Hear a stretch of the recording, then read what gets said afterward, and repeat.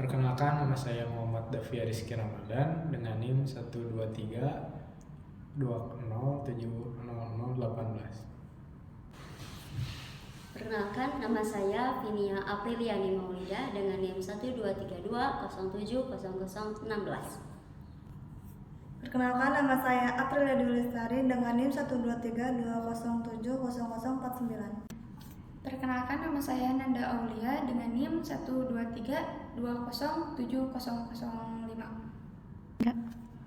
Perkenalkan, nama saya Muhammad Nurullah dengan NIM 1232070002. Assalamualaikum warahmatullahi wabarakatuh. Kami dari kelompok 6 akan menjelaskan hasil analisis kami tentang studi kasus guru mengintimidasi dan mengancam pada murid. Nah, latar belakang masalah kasus intimidasi yang dilakukan guru terhadap muridnya seringkali terjadi sebagai dari bagian upaya untuk mendisiplinkan muridnya. Nah, dalam beberapa kasus, guru seringkali merasa frustasi atau tidak memiliki keterampilan dalam pengelolaan kelas yang efektif sehingga menggunakan metode intimidasi. Nah, metode ini seringkali bertentangan dengan prinsip dasar pendidikan, yaitu menciptakan lingkungan belajar yang aman dan mendukung proses perkembangan siswa. Nah, yang kedua itu ada identifikasi masalah. Masalah utama dalam kasus ini yaitu adanya perilaku intimidasi yang dilakukan guru kepada muridnya. Nah, hal yang meliputinya seperti penggunaan kata-kata kasar, ancaman hukuman yang berlebihan, atau penggunaan kata-kata yang membuat siswanya merasa ketakutan. Nah, dalam hal ini guru itu dapat menciptakan lingkungan belajar yang kurang baik. Yang ketiga, dalam analisis ini ada analisis situasi dan bukti.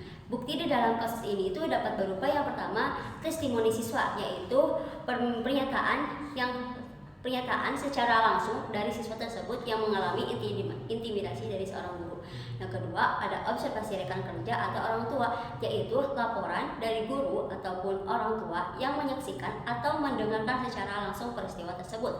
Yang ketiga, ada dokumentasi video ataupun audio. Yang keempat, ada catatan tertulis, yaitu berupa surat maupun pesan yang ditulis oleh guru yang berisi ancaman ataupun intimidasi.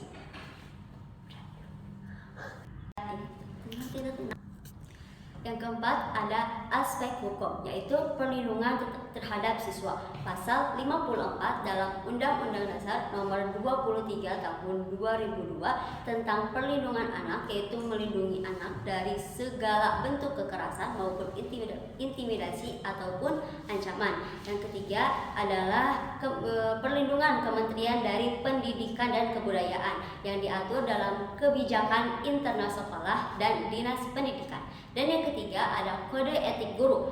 Nah, di sini kode etik guru profesi menyebutkan bahwa guru harus memperlakukan siswa dengan adil, penuh hormat, dan tidak menjalankan ancaman dalam pengajarannya. Yang kelima ada dampak kasus. Dampak kasus itu terdiri 4 bagian. Yang pertama itu ada dampak psikologis. Siswa mengalami intimidasi atau ancaman, dapat merasa cemas, takut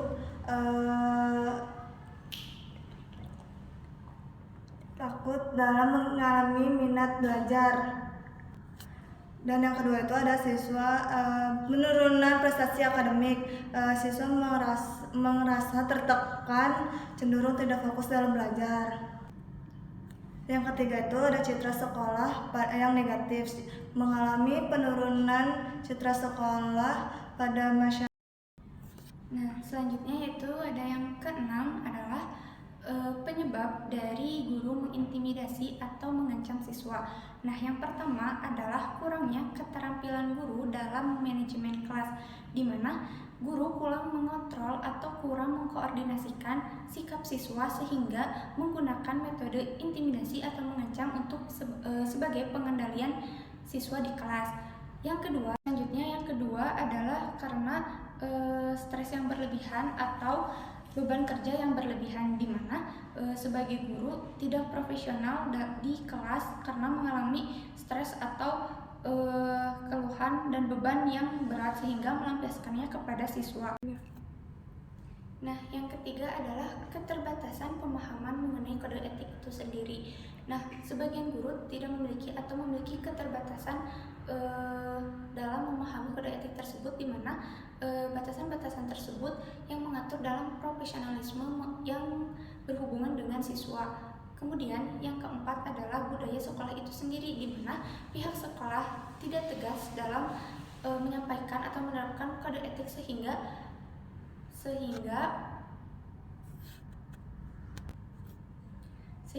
intimidasi dan ancaman yang dilakukan oleh Ketujuh yaitu solusi yang bisa saya tawarkan. Jadi dari banyaknya solusi, saya di sini mungkin cuma bisa menawarkan 5, yaitu yang pertama pelatihan pengelolaan kelas untuk guru. Lalu yang kedua bimbingan. Baik, yang kedua yaitu pelatihan psikologi bagi seorang guru. Lanjut, poin ketiga yaitu penerapan kode etik secara tegas. Lalu yang keempat, menyediakan saluran pelaporan yang aman dan rahasia bagi para peserta didik. Lanjut, yang kelima, sekaligus poin terakhir, yaitu seringnya melakukan evaluasi dan pemantauan secara rutin.